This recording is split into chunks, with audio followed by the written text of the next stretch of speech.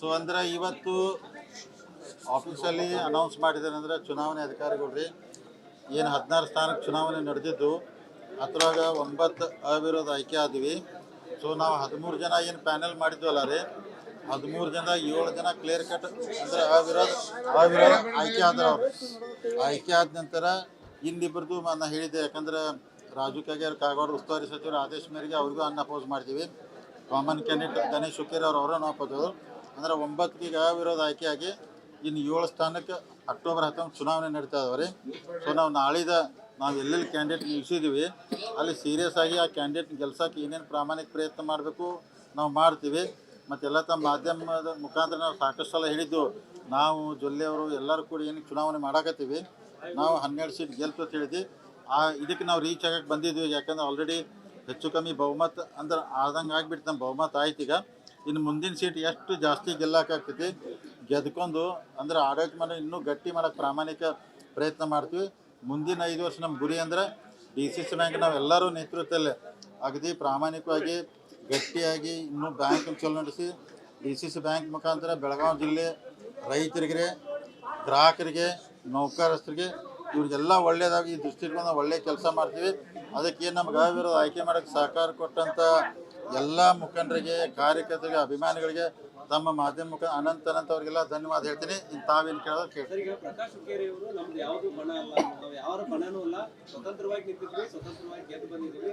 ಯಾರಿಗೂ ನಾವು ನಾಮಿನೇಷನ್ ಮಾಡಬೇಡ ಅಂತ ಯಾರಿಗೂ ಹೇಳಿಲ್ಲ.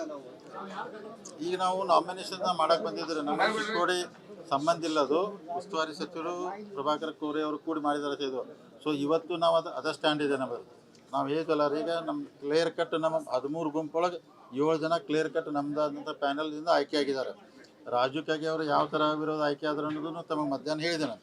ಸೊ ಗಣೇಶ್ ಹುಕ್ಕೇರಿ ಅವ್ರ ಸ್ಟ್ಯಾಂಡ್ ನಮ್ದಿತ್ತು. ಅವರು ಯಾಕಂದ್ರೆ ಅವರ ಉಸ್ತುವಾರಿ ಮಂತ್ರಿ ಅವರು ಕೋರೆ ಅವ್ರು ಕೂಡಿ ಅವರಿಗೆ ಇಲೆಕ್ಷನ್ ನಿಲ್ಲಿಸಿದ್ರು. ನಾವು ಯಾರು ಅವ್ರಿಗೆ ಇಲೆಕ್ಷನ್ ನಿಲ್ಲಿಸಿರ್ಕಲ್ಲ. ನಾವು ಅದ್ರ ಬಗ್ಗೆ ನಮ್ಮ ಗುಂಪಲ್ಲ ಅಂತ ನಾವು ಮಣ್ಣು ನಮಗೆ ಸಂಬಂಧ ಇಲ್ಲ ಅಂತ ಹೇಳಿದ್ದು. ಇವತ್ತು ಹಂಗೆ ಹೇಳ್ತಾರೆ 19 ನಂತರ ನೋಡೋಣ. ಅವರೇ ಹೇಳಿದ್ರೆ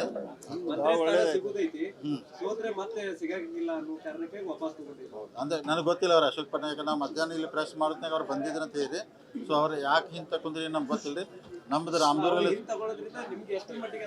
ಅಲ್ಲ, ನಮಗೆ ಶ್ರೀಕಾಂತ್ ಧವನ್ ಅವ್ರು ನಮ್ಮ ಕ್ಯಾಂಡಿಡೇಟ್ ಅದಾರ ರೀ. ನಾವು ನಾಳೆ ಸೀರಿಯಸ್ ಆಗಿ ಚುನಾವಣೆ ಮಾಡ್ತೀವಿ. ನಮ್ಮ ಅಭ್ಯರ್ಥಿನ ಗೆಲ್ಸೋಳಗೆ ನಾವು ಪ್ರಾಮಾಣಿಕ ಪ್ರಯತ್ನ ಮಾಡ್ತೀವಿ.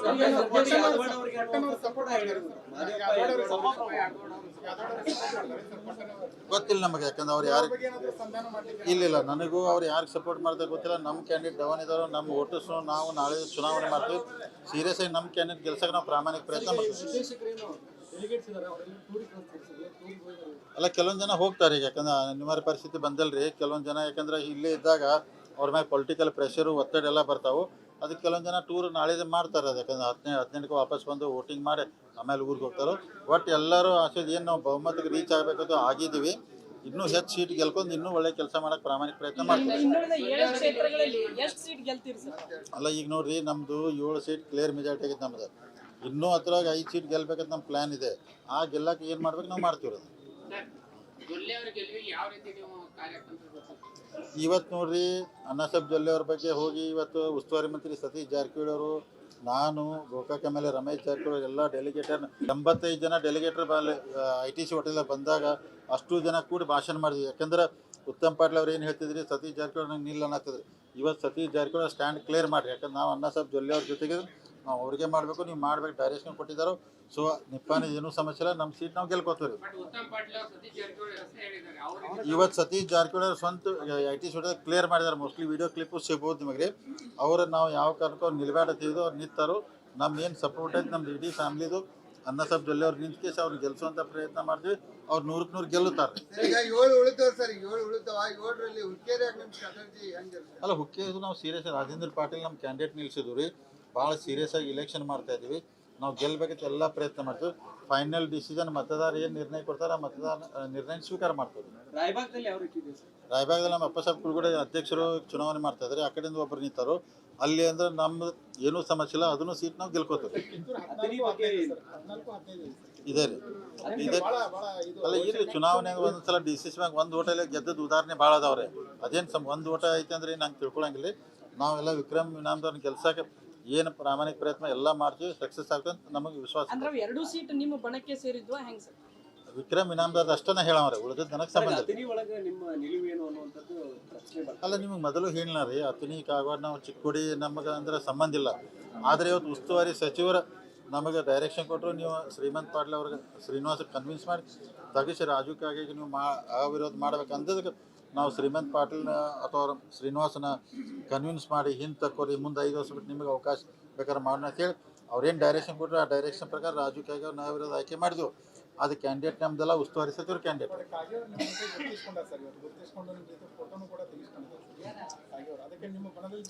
ಈಗ ಒಟ್ಟ 1000ಕೊಂದೇ ಮಾತ್ರ ನಮ್ಮ ಬಹುಮತ ಆಗೈತ್ರಿ, ನಾವು ಅಧ್ಯಕ್ಷ ಉಪಾಧ್ಯಕ್ಷ ಮಾಡ್ಕೋತು ಫೈನಲ್. ಅಲ್ಲ 19 ಆದ ನಂತರ ಅಕ್ಟೋಬರ್ 19 ಆದ ನಂತರ 15 ದಿವಸ ಒಳಗೆ ಮಾಡ್ಬೇಕಂತ ಅದಕ್ಕೊಂದು ಕಾನೂನು ಇದೆ. ದೀಪಾವಳಿ ಮುಗಿದ ನಂತರ ನೋಟಿಸ್ ಕೊಟ್ಟು ಅಥವಾ ಈ ಮಂತ್ ಎಂಡು ಅಥವಾ ನವೆಂಬರ್ 1st ವೀಕ್ ಮಾಡ್ತೀವಿ. ಅದಕ್ಕೆ ತಮ್ಮ ಮುಖಾಂತರ ನಮ್ಮೆಲ್ಲ ನಮ್ಮ ಅಭಿಮಾನಿಗಳಿಗೂ ಹೇಳ್ತೀನಿ, ನಮಗೆ ಬೇಕಾದವ್ರಿಗೆ ಹೇಳ್ತೀವಿ, ಬೇಡದವ್ರಿಗೆ ಹೇಳ್ತೀವಿ, ಬಹುಮತ ಆಗಿದೆ, ಎಲ್ಲರೂ ನಮ್ಮ ಕ್ಯಾಂಡಿಡೇಟ್ ವೋಟ್ ಹಾಕ್ರೆ ವಿನಂತಿ ಮಾಡ್ಕೊತಾರೆ. ಕಡೆಯದಾಗಿ ಮತ್ತೆ ಸೋಷಿಯಲ್ ಮೀಡಿಯಾ ಅಥವಾ ಬೇರೆ ಕಡೆ ಹೊರಗಡೆ ಚರ್ಚೆ ನಡೆದಿರುವಂತದ್ದು ಏನಂದ್ರೆ, ಈಗ ಲಿಂಗಾಯತರ ಹೆಸರನ್ನ ಮುನ್ನೆಲೆಗೆ ತರ್ತಾ ಇದ್ದಾರೆ ಅಧ್ಯಕ್ಷ ಸ್ಥಾನಕ್ಕೆ. ಕಡೆ ಗಳಿಗೆಯಲ್ಲಿ ಒಪ್ಲಿಲ್ಲ ಅಂತೇಳಿ ಅಮರನಾಥ್ ಜಾರಕಿಹೊಳಿ ಅವ್ರನ್ನ ಅಧ್ಯಕ್ಷ ಮಾಡಬಹುದು ಅನ್ನುವಂಥದ್ದನ್ನು ಕೂಡ ಚರ್ಚೆ ನಡೀತಾ ಇದೆ. ಅದನ್ನು ಕ್ಲಿಯರ್ ಮಾಡಿಬಿಡ್ತೀನಿ ರೀ. ನಾನು ಮೊನ್ನೆ ಹೇಳಿದ್ದೀನಿ ನಿಮಗೆ, ಈಗೆಲ್ಲ ಇಷ್ಟು ಮೀಡಿಯಾ ಇದ್ರಿ, ಇಷ್ಟು ಜನ ಅದಾರು, ಸುಳ್ಳು ಹೇಳೋಕ್ಕಾಗೋದಿಲ್ಲ. ನೋಡಿ, ನಾವು ಹೇಳಿದ್ವು ರಾಹುಲ್ ಜಾರಕಿಹೊಳಿ ಇರ್ಬೋದು, ಅಮರನಾಥ್ ಜಾರಕಿಹೊಳಿ ಬಂದರತ್ ಇನ್ನೂ ಇದೆ. ಯಾವ ಕಾರಣಕ್ಕೂ ಆ ಥರ ಮಾಡೋಕೆ ಹೋಗೋದಿಲ್ಲ. ನಮಗೆ ಲಾಂಗ್ ರನ್ ರಾಜಕಾರಣ ಮಾಡ್ಬೇಕೈತಿ. ಬರೀ DCC ಬ್ಯಾಂಕ್ ಒಂದೇ ನಮ್ಮ ಏಮಲ್ಲ, ಇನ್ನೂ ಭಾಳ ರಾಜಕಾರಣ ಮಾಡ್ಬೇಕೈತಿ. ನಾವು ಲಿಂಗಾಯತ ಸಮಾಜಕ್ಕೆ ಅಂದರೆ ಲಿಂಗಾಯತ ಸಮಾಜವ್ರಿಗೆ ಅಧ್ಯಕ್ಷ ಮಾಡ್ತೀವಿ. 100ಕ್ಕೆ 100 ಇದ್ರಾಗ ಏನೂ ಸಮಸ್ಯೆ ಇಲ್ಲ. ನಮ್ಮ ವಿರೋಧಿಗಳು ಕೆಡ್ಸಕ್ಕೆ ಎಲ್ಲ ಅಪಪ್ರಚಾರ ಮಾಡ್ತಾರೆ ರೀ, ಏನೂ ಮಾಡೋಕ್ಕಾಗೋದಿಲ್ಲ. ಈಗ ಉದಾಹರಣೆ ಹಾಲು ಮತ್ತು ಸಮಾಜದ ಸೀಟ್ ಒಂದಿತ್ತು, ಅದನ್ನು ಕಳೆದ್ರೆ ಯಾರ್ರಿ? ಹಿಂದಿನ ಅಧ್ಯಕ್ಷರು ಕಳೆದ್ರೆ, ನಾವು ಕಳೆದಿಲ್ಲ. ಇಡೀ ಕುರುಬರ ಸಮಾಜ ಒಂದು ಸೀಟ್ ಖಾಯಂ ಇರ್ತಿತ್ತು ಇಲ್ಲಿ, ಅಂದರೆ DC ಅದನ್ನೆಲ್ಲ ರದ್ದು ಮಾಡಿ ಕಳೆದ ಕೇಸಿ ಈಗ ಸೀಟ್ ಕೊಟ್ಟಿರ್ತಾರೆ. ಆದರೂ ನಾವು ಹಾಲು ಮತ್ತು ಸಮಾಜಕ್ಕೆ ಪ್ರಾಮಿಸ್ ಮಾಡಿದ್ವಿ, ಮುಂದಿನ ಬೋರ್ಡೊಳಗೆ ನಿಮ್ಮ ಸಮಾಜ ಪ್ರತಿನಿಧಿ ಇರ್ತಾರೋ, ನಾವು ಯಾವುದೋ ರೂಪದಾಗ ತತ್ವ ಅಂದರೆ ನಾವು ಎಲ್ಲನೂ ಕರ್ಕೊಂಡು ಹೊಂಟಿದ್ವಿ. 100ಕ್ಕೆ 100 ನಾವು ಲಿಂಗಾಯತ ಸಮಾಜ ಅಧ್ಯಕ್ಷ ಬಿಟ್ಟು ಬೇರೆ ಯಾರೋ ಮಾಡಿದ್ರೆ ನಮ್ಮ ವೈರಿಗಳು ಇನ್ನೂ ಏನು ಹೆಸರು ಕೆಡಿಸೋ ನಾವು ತಲೆ ಕೆಡಿಸೋದಲ್ಲ. ಸೊ ಅಂದ್ರೆ ಇವತ್ತು ಆಫೀಸಲ್ಲಿ ಅನೌನ್ಸ್ ಮಾಡಿದ್ದಾರೆ ಅಂದರೆ, ಚುನಾವಣೆ ಅಧಿಕಾರಿಗಳು ರೀ, ಏನು 16 ಸ್ಥಾನಕ್ಕೆ ಚುನಾವಣೆ ನಡೆದಿದ್ದು, ಅದ್ರಾಗ 9 ಅವಿರೋಧ ಆಯ್ಕೆ ಆದ್ವಿ.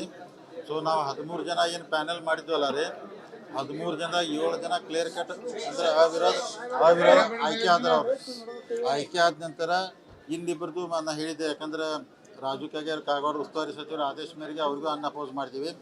ಕಾಮನ್ ಕ್ಯಾಂಡಿಡೇಟ್ ಗಣೇಶ್ ಹುಕ್ಕೇರಿ ಅವರನ್ನು ಅಪೋಸ್ ಅಂದರೆ 9ಗೆ ಅವಿರೋಧ ಆಯ್ಕೆಯಾಗಿ ಇನ್ನು 7 ಸ್ಥಾನಕ್ಕೆ ಅಕ್ಟೋಬರ್ 19 ಚುನಾವಣೆ ನಡೀತಾ ಇದಾವೆ. ಸೊ ನಾವು ಎಲ್ಲೆಲ್ಲಿ ಕ್ಯಾಂಡಿಡೇಟ್ ನಿಲ್ಲಿಸಿದ್ದೀವಿ ಅಲ್ಲಿ ಸೀರಿಯಸ್ ಆಗಿ ಆ ಕ್ಯಾಂಡಿಡೇಟ್ ಗೆಲ್ಸೋಕೆ ಏನೇನು ಪ್ರಾಮಾಣಿಕ ಪ್ರಯತ್ನ ಮಾಡಬೇಕು ನಾವು ಮಾಡ್ತೀವಿ. ಮತ್ತೆಲ್ಲ ತಮ್ಮ ಮಾಧ್ಯಮದ ಮುಖಾಂತರ ನಾವು ಸಾಕಷ್ಟು ಸಲ ಹೇಳಿದ್ದು, ನಾವು ಜೊಲ್ಲೆಯವರು ಎಲ್ಲರೂ ಕೂಡ ಏನಕ್ಕೆ ಚುನಾವಣೆ ಮಾಡಾಕತ್ತೀವಿ, ನಾವು 12 ಸೀಟ್ ಗೆಲ್ತು ಅಂತ ಹೇಳಿದ್ವಿ. ಇದಕ್ಕೆ ನಾವು ರೀಚ್ ಆಗಕ್ಕೆ ಬಂದಿದ್ವಿ. ಯಾಕಂದ್ರೆ ಆಲ್ರೆಡಿ ಹೆಚ್ಚು ಕಮ್ಮಿ ಬಹುಮತ ಅಂದ್ರೆ ಆದಂಗೆ ಆಗಿಬಿಟ್ಟು ನಮ್ಮ ಬಹುಮತ ಆಯ್ತು. ಈಗ ಇನ್ನು ಮುಂದಿನ ಸೀಟ್ ಎಷ್ಟು ಜಾಸ್ತಿ ಗೆಲ್ಲಕ್ಕಾಗ್ತೈತಿ ಗೆದ್ಕೊಂಡು ಅಂದ್ರೆ ಆಡಳಿತ ಮಾಡಿ ಇನ್ನೂ ಗಟ್ಟಿ ಮಾಡೋಕ್ಕೆ ಪ್ರಾಮಾಣಿಕ ಪ್ರಯತ್ನ ಮಾಡ್ತೀವಿ. ಮುಂದಿನ 5 ವರ್ಷ ನಮ್ಮ ಗುರಿ ಅಂದ್ರೆ DCC ಬ್ಯಾಂಕ್ ನಾವೆಲ್ಲರೂ ನೇತೃತ್ವದಲ್ಲೇ ಅಗದಿ ಪ್ರಾಮಾಣಿಕವಾಗಿ ಗಟ್ಟಿಯಾಗಿ ಇನ್ನೂ ಬ್ಯಾಂಕ್ ಚಲೋ ನಡೆಸಿ DCC ಬ್ಯಾಂಕ್ ಮುಖಾಂತರ ಬೆಳಗಾವಿ ಜಿಲ್ಲೆ ರೈತರಿಗೆ, ಗ್ರಾಹಕರಿಗೆ, ನೌಕರಸ್ಥರಿಗೆ ಇವ್ರಿಗೆಲ್ಲ ಒಳ್ಳೆಯದಾಗಿ ಈ ದೃಷ್ಟಿಕೋನ ಒಳ್ಳೆಯ ಕೆಲಸ ಮಾಡ್ತೀವಿ. ಅದಕ್ಕೆ ನಮ್ಗೆ ಅವಿರೋಧ ಆಯ್ಕೆ ಮಾಡೋಕ್ಕೆ ಸಹಕಾರ ಕೊಟ್ಟಂಥ ಎಲ್ಲ ಮುಖಂಡರಿಗೆ, ಕಾರ್ಯಕರ್ತರಿಗೆ, ಅಭಿಮಾನಿಗಳಿಗೆ ತಮ್ಮ ಮಾಧ್ಯಮ ಮುಖ ಅನಂತ ಅವ್ರಿಗೆಲ್ಲ ಧನ್ಯವಾದ ಹೇಳ್ತೀನಿ.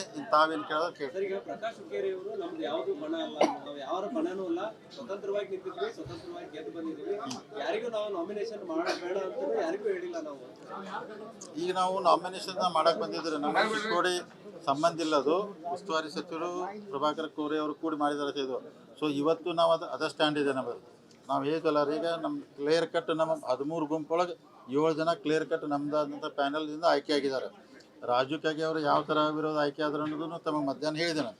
ಸೊ ಗಣೇಶ್ ಹುಕ್ಕೇರಿ ಅವ್ರ ಸ್ಟ್ಯಾಂಡ್ ನಮ್ದಿತ್ತು. ಅವರು ಯಾಕಂದ್ರೆ ಅವರ ಉಸ್ತುವಾರಿ ಮಂತ್ರಿ ಅವರು ಕೋರೆ ಅವರು ಕೂಡಿ ಅವರಿಗೆ ಇಲೆಕ್ಷನ್ ನಿಲ್ಲಿಸಿದ್ರು. ನಾವು ಯಾರೋ ಅವ್ರಿಗೆ ಇಲೆಕ್ಷನ್ ನಿಲ್ಲಿಸಿರ್ಕಲ್ಲ. ನಾವು ಅದ್ರ ಬಗ್ಗೆ ನಮ್ಮ ಗುಂಪಲ್ಲ ಅಂತ ನಾವು ಮಣ್ಣು ನಮಗೆ ಸಂಬಂಧ ಇಲ್ಲ ಅಂತ ಹೇಳಿದ್ವು. ಇವತ್ತು ಹಂಗೆ ಹೇಳ್ತಾರೆ.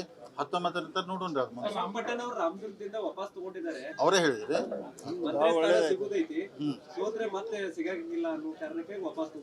ಅಂದ್ರೆ ನನಗೆ ಗೊತ್ತಿಲ್ಲ. ಅವ್ರು ಅಶೋಕ್ ಪಟ್ನಾಯಕ ನಾವು ಮಧ್ಯಾಹ್ನ ಇಲ್ಲಿ ಪ್ರೆಸ್ ಮಾಡೋದ್ನಾಗ ಅವ್ರು ಬಂದಿದ್ರು ಅಂತ ಹೇಳಿದೆ. ಸೊ ಅವ್ರು ಯಾಕೆ ಹಿಂದೆ ತಕೊಂಡ್ರಿ ನಮ್ಗೆ ಗೊತ್ತಿಲ್ಲ. ನಮ್ದು ರಾಮದುರ್ಗಲ್ಲಿ ಹಿಂಗ್ ತಗೊಳ್ಳೋದ್ರಿಂದ ನಿಮ್ಗೆ ಎಷ್ಟು ಮಟ್ಟಿಗೆ ಪ್ಲಸ್ ಆಗುತ್ತೆ? ಅಲ್ಲ ನಮಗೆ ಶ್ರೀಕಾಂತ್ ಧವನ್ ಅವ್ರು ನಮ್ಮ ಕ್ಯಾಂಡಿಡೇಟ್ ಅದಾರ ರೀ. ನಾವು ನಾಳೆ ಸೀರಿಯಸ್ ಆಗಿ ಚುನಾವಣೆ ಮಾಡ್ತೀವಿ. ನಮ್ಮ ಅಭ್ಯರ್ಥಿನ ಗೆಲ್ಸೋಕೆ ನಾವು ಪ್ರಾಮಾಣಿಕ ಪ್ರಯತ್ನ ಮಾಡ್ತೀವಿ.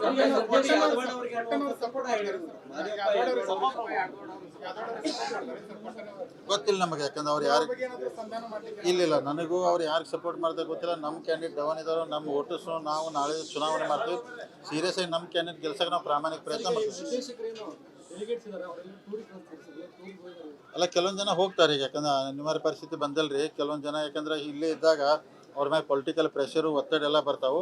ಅದಕ್ಕೆ ಕೆಲವೊಂದು ಜನ ಟೂರ್ ನಾಳೆ ಮಾಡ್ತಾರೆ. ಅದು ಯಾಕಂದ್ರೆ 18ಕ್ಕೆ ವಾಪಸ್ ಬಂದು ವೋಟಿಂಗ್ ಮಾಡಿ ಆಮೇಲೆ ಊರಿಗೆ ಹೋಗ್ತಾರೆ. ಒಟ್ಟು ಎಲ್ಲರೂ ಆಸೆ ಏನು ನಾವು ಬಹುಮತಕ್ಕೆ ರೀಚ್ ಆಗಬೇಕಂತ ಆಗಿದ್ದೀವಿ.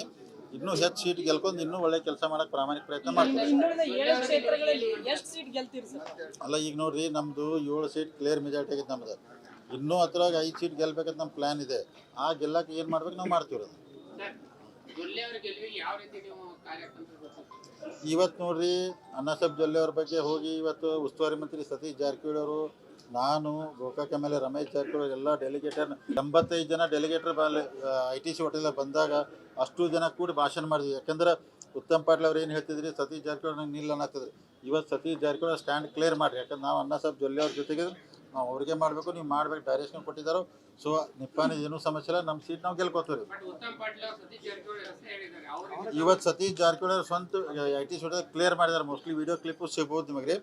ಅವ್ರು ನಾವು ಯಾವ ಕಾರಣಕ್ಕೂ ಅವ್ರು ನಿಲ್ಬೇಡತ್ತಿದ್ದು ಅವ್ರು ನಿಂತಾರೋ. ನಮ್ಮ ಏನು ಸಪೋರ್ಟ್ ಐತೆ ನಮ್ದು ಇಡೀ ಫ್ಯಾಮ್ಲಿದು ಅಣ್ಣಾಸಾಹೇಬ್ ಜೊಲ್ಲೆ ಅವ್ರು ನಿಂತ್ಕೇಸಿ ಅವ್ರು ಗೆಲ್ಸುವಂಥ ಪ್ರಯತ್ನ ಮಾಡ್ತೀವಿ. ಅವ್ರು 100ಕ್ಕೆ 100 ಗೆಲ್ಲುತ್ತಾರೆ. ಅಲ್ಲ ಹುಕ್ಕೇದು ನಾವು ಸೀರಿಯಸ್ ರಾಜೇಂದ್ರ ಪಾಟೀಲ್ ನಮ್ಮ ಕ್ಯಾಂಡಿಡೇಟ್ ನಿಲ್ಸಿದ್ವಿ ರೀ. ಭಾಳ ಸೀರಿಯಸ್ ಆಗಿ ಇಲೆಕ್ಷನ್ ಮಾಡ್ತಾ ಇದ್ದೀವಿ. ನಾವು ಗೆಲ್ಲಬೇಕಂತ ಎಲ್ಲ ಪ್ರಯತ್ನ ಮಾಡ್ತೀವಿ. ಫೈನಲ್ ಡಿಸಿಷನ್ ಮತದಾರ ಏನು ನಿರ್ಣಯ ಕೊಡ್ತಾರೆ ಆ ಮತದಾರ ನಿರ್ಣಯ ಸ್ವೀಕಾರ ಮಾಡ್ತೀವಿ. ರಾಯಬಾಗದಲ್ಲಿ ಯಾವ ರೀತಿ ಇದೆ ಸರ್? ರಾಯಬಾಗದಲ್ಲಿ ನಮ್ಮ ಅಪ್ಪಸಾಹೇಬ್ ಕುಲಗಡೆ ಅಧ್ಯಕ್ಷರು ಚುನಾವಣೆ ಮಾಡ್ತಾ ಇದ್ದಾರೆ. ಆ ಕಡೆಯಿಂದ ಒಬ್ಬರು ನಿಂತಾರು. ಅಲ್ಲಿ ಅಂದ್ರೆ ನಮ್ದು ಏನೂ ಸಮಸ್ಯೆ ಇಲ್ಲ, ಅದನ್ನು ಸೀಟ್ ನಾವು ಗೆಲ್ಕೋತೀವಿ. ಇದೆ ರೀ, ಇದೆ. ಅಲ್ಲ ಇರ್ಲಿ, ಚುನಾವಣೆ ಒಂದ್ಸಲ ಡಿಸಿಷನ್ ಮ್ಯಾಗ ಒಂದು ಓಟಲ್ಲಿ ಗೆದ್ದದ್ದು ಉದಾಹರಣೆ ಭಾಳ ಅದಾವ್ರೆ. ಅದೇನು ಒಂದು ಓಟ ಐತೆ ಅಂದ್ರೆ ನಂಗೆ ತಿಳ್ಕೊಳಂಗಿಲ್ಲ. ನಾವೆಲ್ಲ ವಿಕ್ರಮ್ ಇನಾಮದವ್ರನ್ನ ಗೆಲ್ಸಕ್ಕೆ ಏನು ಪ್ರಾಮಾಣಿಕ ಪ್ರಯತ್ನ ಎಲ್ಲ ಮಾಡ್ತೀವಿ. ಸಕ್ಸಸ್ ಆಗ್ತದೆ ಅಂತ ನಮಗೆ ವಿಶ್ವಾಸ. ಅಂದ್ರೆ 2 ಸೀಟ್ ನಿಮ್ಮ ಬಣಕ್ಕೆ ಸೇರಿದ್ವಾ ಹೆಂಗ್ ಸರ್? ವಿಕ್ರಮ್ ಇನಾಮದಾರ್ ಅಷ್ಟನ್ನ ಹೇಳವ್ರೆ, ಉಳಿದದ್ದು ನನಗೆ ಸಂಬಂಧ ಇಲ್ಲ. ಅತಿನಿ ಒಳಗೆ ನಿಮ್ಮ ನಿಲುವು ಏನು ಅನ್ನುವಂಥದ್ದು ಪ್ರಶ್ನೆ ಬರ್ತದೆ. ಅಲ್ಲ ನಿಮಗೆ ಮೊದಲು ಹೇಳಿಲ್ಲ ರೀ, ಅತನಿ ಕಾಗವಾಡ ನಾವು ಚಿಕ್ಕೋಡಿ ನಮಗೆ ಅಂದ್ರೆ ಸಂಬಂಧ ಇಲ್ಲ.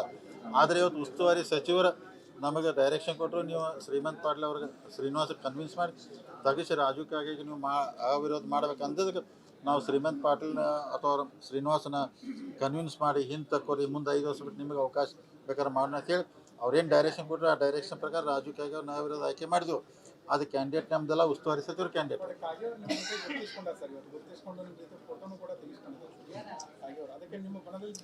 ಈಗ ಒಟ್ಟು 1000ಕ್ಕೆ ಮಾತ್ರ ನಮ್ಮ ಬಹುಮತ ಆಗೈತ್ರಿ. ನಾವು ಅಧ್ಯಕ್ಷ ಉಪಾಧ್ಯಕ್ಷ ಮಾಡ್ಕೋತು ಫೈನಲ್. ಅಲ್ಲಲ್ಲ 19 ಆದ ನಂತರ ಅಕ್ಟೋಬರ್ 19 ಆದ ನಂತರ 15 ದಿವಸ ಒಳಗೆ ಮಾಡ್ಬೇಕಂತ ಅದಕ್ಕೊಂದು ಕಾನೂನು ಇದೆ. ದೀಪಾವಳಿ ಮುಗಿದ ನಂತರ ನೋಟಿಸ್ ಕೊಟ್ಟು ಅಥವಾ ಈ ಮಂತ್ ಎಂಡು ಅಥವಾ ನವೆಂಬರ್ 1st ವೀಕ್ ಮಾಡ್ತೀವಿ. ಅದಕ್ಕೆ ತಮ್ಮ ಮುಖಾಂತರ ನಮ್ಮೆಲ್ಲ ನಮ್ಮ ಅಭಿಮಾನಿಗಳಿಗೂ ಹೇಳ್ತೀನಿ, ನಮಗೆ ಬೇಕಾದವ್ರಿಗೆ ಹೇಳ್ತೀವಿ, ಬೇಡದವ್ರಿಗೆ ಹೇಳ್ತೀವಿ. ಬಹುಮತ ಆಗಿದೆ, ಎಲ್ಲರೂ ನಮ್ಮ ಕ್ಯಾಂಡಿಡೇಟ್ ವೋಟ್ ಹಾಕ್ರೆ ವಿನಂತಿ ಮಾಡ್ಕೊತಾರೆ. ಕಡೆಯದಾಗಿ ಒಂದು ಸೋಷಿಯಲ್ ಮೀಡಿಯಾ ಅಥವಾ ಬೇರೆ ಕಡೆ ಹೊರಗಡೆ ಚರ್ಚೆ ನಡೆದಿರುವಂತದ್ದು ಏನಂದ್ರೆ, ಈಗ ಲಿಂಗಾಯತರ ಹೆಸರನ್ನ ಮುನ್ನೆಲೆಗೆ ತರ್ತಾ ಇದ್ದಾರೆ ಅಧ್ಯಕ್ಷ ಸ್ಥಾನಕ್ಕೆ. ಕಡೆ ಗಳಿಗೆಯಲ್ಲಿ ಹೋಗ್ಲಿಲ್ಲ ಅಂತೇಳಿ ಅಮರನಾಥ್ ಜಾರಕಿಹೊಳಿ ಅವ್ರನ್ನ ಅಧ್ಯಕ್ಷ ಮಾಡಬಹುದು ಅನ್ನುವಂಥದ್ದನ್ನು ಕೂಡ ಚರ್ಚೆ ನಡೀತಾ ಇದೆ. ಅದನ್ನು ಕ್ಲಿಯರ್ ಮಾಡಿಬಿಡ್ತೀನಿ ರೀ. ನಾನು ಮೊನ್ನೆ ಹೇಳಿದ್ದೀನಿ ನಿಮಗೆ, ಈಗೆಲ್ಲ ಇಷ್ಟು ಮೀಡಿಯಾ ಇದ್ರಿ, ಇಷ್ಟು ಜನ ಅದಾರು, ಸುಳ್ಳು ಹೇಳೋಕ್ಕಾಗೋದಿಲ್ಲ. ನೋಡಿ, ನಾವು ಹೇಳಿದ್ವು ರಾಹುಲ್ ಜಾರಕಿಹೊಳಿ ಇರ್ಬೋದು, ಅಮರನಾಥ್ ಜಾರಕಿಹೊಳಿ ಬಂದರತ್ ಇನ್ನೂ ಇದೆ. ಯಾವ ಕಾರಣಕ್ಕೂ ಆ ಥರ ಮಾಡೋಕೆ ಹೋಗೋದಿಲ್ಲ. ನಮಗೆ ಲಾಂಗ್ ರನ್ ರಾಜಕಾರಣ ಮಾಡ್ಬೇಕೈತಿ. ಬರೀ ಡಿಸಿಸ್ ಮ್ಯಾಗ ಒಂದ ನಮ್ಮ ಏಮಲ್ಲ, ಇನ್ನೂ ಭಾಳ ರಾಜಕಾರಣ ಮಾಡ್ಬೇಕೈತಿ. ನಾವು ಲಿಂಗಾಯತ್ ಸಮಾಜ ಅಂದರೆ ಲಿಂಗಾಯತ್ ಸಮಾಜವ್ರಿಗೆ ಅಧ್ಯಕ್ಷ ಮಾಡ್ತೀವಿ. 100ಕ್ಕೆ 100 ಈ ಥರ ಏನೂ ಸಮಸ್ಯೆ ಇಲ್ಲ. ನಮ್ಮ ವಿರೋಧಿಗಳು ಕೆಡ್ಸೋಕೆ ಎಲ್ಲ ಅಪಪ್ರಚಾರ ಮಾಡ್ತಾರೆ ರೀ, ಏನೂ ಮಾಡೋಕ್ಕಾಗೋದಿಲ್ಲ. ಈಗ ಉದಾಹರಣೆ ಹಾಲು ಮತ್ತು ಸಮಾಜದ ಸೀಟ್ ಒಂದಿತ್ತು, ಅದನ್ನು ಕಳೆದ್ರೆ ಯಾರ್ರಿ ಹಿಂದಿನ ಅಧ್ಯಕ್ಷರು ಕಳೆದ್ರೆ, ನಾವು ಕಳೆದಿಲ್ಲ. ಇಡೀ ಕುರುಬರ ಸಮಾಜ ಒಂದು ಸೀಟ್ ಖಾಯಂ ಇರ್ತಿತ್ತು ಇಲ್ಲಿ ಅಂದರೆ DC. ಅದನ್ನೆಲ್ಲ ರದ್ದು ಮಾಡಿ ಕಳೆದ ಕೇಸಿ ಈಗ ಸೀಟ್ ಕೊಟ್ಟಿರ್ತಾರೆ. ಆದರೂ ನಾವು ಹಾಲು ಮತ್ತು ಸಮಾಜಕ್ಕೆ ಪ್ರಾಮಿಸ್ ಮಾಡಿದ್ವಿ, ಮುಂದಿನ ಬೋರ್ಡೊಳಗೆ ನಿಮ್ಮ ಸಮಾಜ ಪ್ರತಿನಿಧಿ ಇರ್ತಾರೋ, ನಾವು ಯಾವುದೋ ರೂಪ ತತ್ವ ಅಂದ್ರೆ ನಾವು ಎಲ್ಲನೂ ಕರ್ಕೊಂಡು ಹೊಂಟಿದ್ವಿ. 100ಕ್ಕೆ 100 ನಾವು ಲಿಂಗಾಯತ ಸಮಾಜ ಅಧ್ಯಕ್ಷ ಬಿಟ್ಟು ಬೇರೆ ಯಾರೋ ಮಾಡಿದ್ರೆ ನಮ್ಮ ವೈರಿಗಳು ಇನ್ನೂ 10 ಏನು ಹೆಸರು ಕೆಡಿಸೋ ನಾವು ತಲೆ ಕೆಡಿಸೋದಲ್ಲ.